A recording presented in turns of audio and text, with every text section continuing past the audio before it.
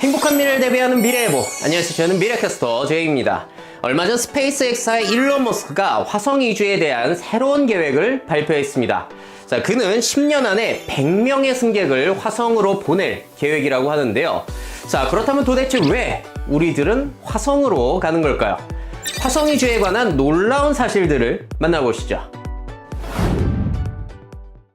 화성 이주에 관한 놀라운 사실 첫 번째는 지구로 돌아올 수는 없다는 겁니다. 아직까지 사람이 실제로 화성에 가는 데 성공한 적이 없을 뿐 아니라 또 운 좋게 화성에 살아서 도착한다 하더라도 화성에는 어떠한 시설도 존재하지 않기 때문에 지구로 돌아오기란 현재로선 불가능하죠. 그래서 최근 일론 머스크는 첫 번째로 화성에 갈 사람들은 죽을 각오가 된 사람을 선발하겠다는 계획을 밝히기도 했습니다. 화성 이주에 관한 놀라운 사실 두 번째는 화성의 추위입니다. 지구와 가까운 또 다른 행성 금성의 경우에는 기온이 475도이기 때문에 사람이 타 죽죠. 하지만 화성의 기온은 평균 마이너스 80도 정도로 매우 춥습니다.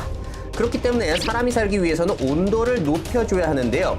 이를 위해서 일론 머스크는 핵융합 폭탄을 터뜨려 온도를 높이려는 계획을 언급하기도 했습니다. 화성에 얼음을 녹여서 이산화탄소를 배출하면 온실 효과를 발생시킬 수 있다는 거죠. 화성 이주에 관한 놀라운 사실 세 번째는 화성에서의 시간입니다. 화성의 낮은 지구보다 40분 정도밖에 길지 않기 때문에 하루의 길이가 비슷하다고 할 수 있는데요. 하지만 계절 주기와 1년의 길이는 지구의 2배라고 합니다. 화성에서는 여름도 2배로 길고 겨울도 2배로 길다고 할 수 있죠. 화성 이주에 관한 놀라운 사실 네 번째는 화성에서 물이 발견됐다는 사실입니다. 2015년 나사는 드디어 화성에서 흐르는 물의 증거를 발견했다고 발표했는데요. 하지만 그렇다고 인간이 마실 물이 충분히 있는지 또 그 물을 마셔도 괜찮은지에 관해서는 알려진 바가 없죠. 하지만 화성의 지표면이 얼음층으로 되어 있어서 그 얼음을 녹여서 물을 구할 수 있다는 가능성도 여전히 열려있는 상태입니다. 마지막으로 다섯 번째 사실은 화성의 방사능입니다.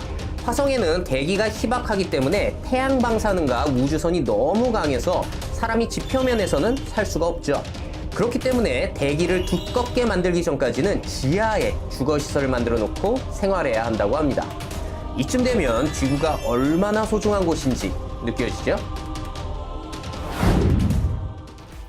네, 그럼에도 불구하고 우리는 인류가 살아갈 제2의 행성을 개발해갈 필요가 있는데요.